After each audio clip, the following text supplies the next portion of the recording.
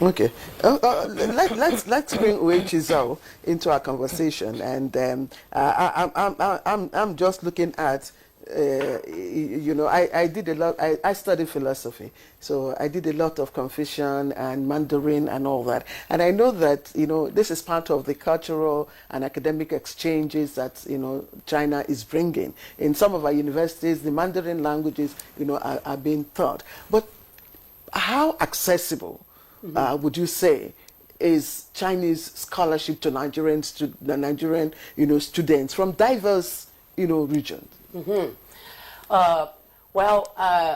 I came from Tsinghua University today. I brought, with my colleagues, 17 MA and PhD students to come here. In terms of accessibility, actually, I don't want to sound like right now promoting my program. The students, are they Nigerian students? No. And so let me just say, I don't want to sound like I'm selling a program or recruiting students from Nigeria to Tsinghua. Right now, actually, our school has 2 international programs designed specifically for students from the rest of the world to come in. So I'm here, if you asking this question, I'm going to answer, yes, it's not only accessible, the Chinese government provides scholarships. And so the language, you don't even need to learn Chinese Mandarin to be enrolled in our program.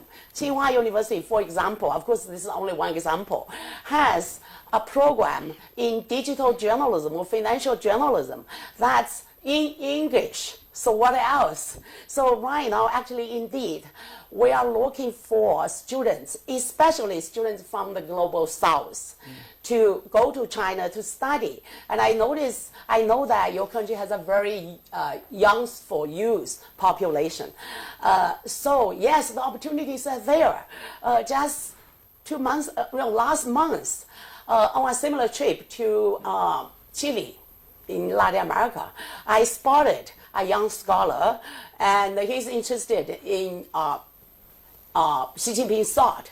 Guess what? Immediately when we come back, we offer him a 3-month visiting scholarship to China. And he had a tremendous experience. And then exactly 2 weeks ago, my institution, with the effort of myself and my students, Tsinghua University also approved another visiting scholarship for a Zimbabwe student, doctoral student. So I would say, yes, the opportunities are there, the gates are open, and we're particularly welcoming students from Nigeria, from the rest of the I like that you say, Yes. I like that you say the gates are open. Definitely. And I also like that you say accessible, but I want you to break it into context. When you say your Tsinghua University is accessible to Nigeria, in terms of what? In which area? Tuition? I mean, how?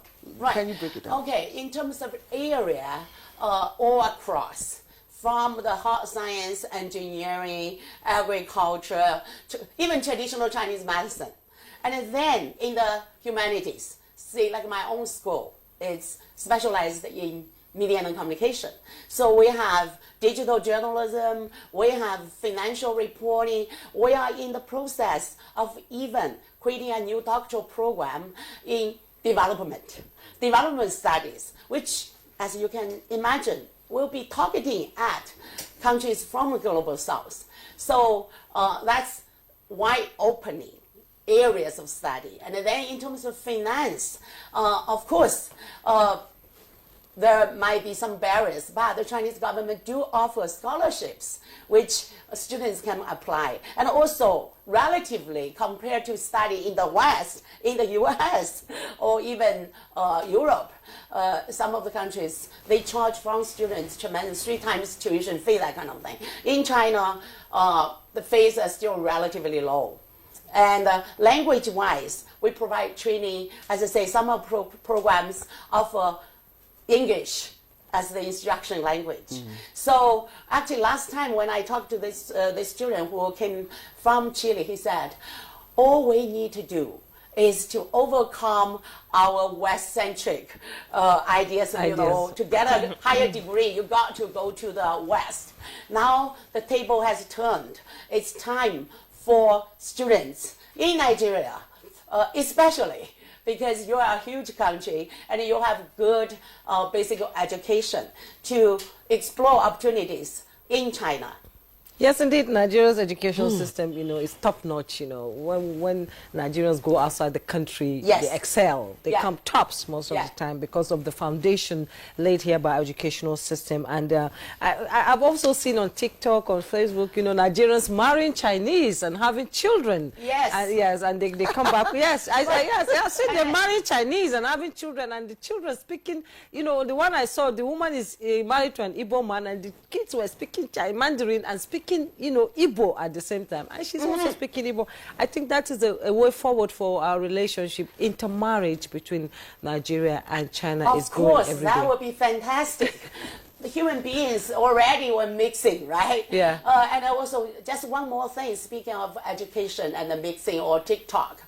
I myself, when I was in Canada, I had a student who is Nigeria. He studied for a PhD with me, and I'm so proud of that.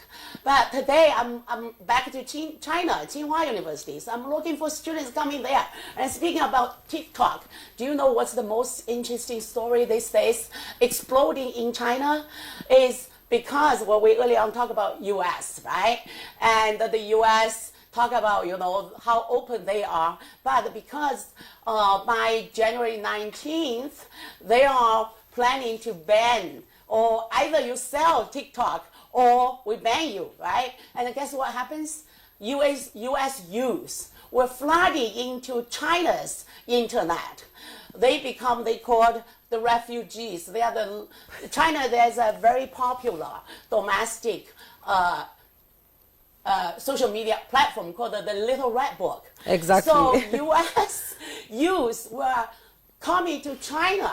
Early on, they were talking about China has the internet firewall. Well, the Chinese were saying, we never could imagine that the firewall is melting from the U.S. side. Isn't that fascinating?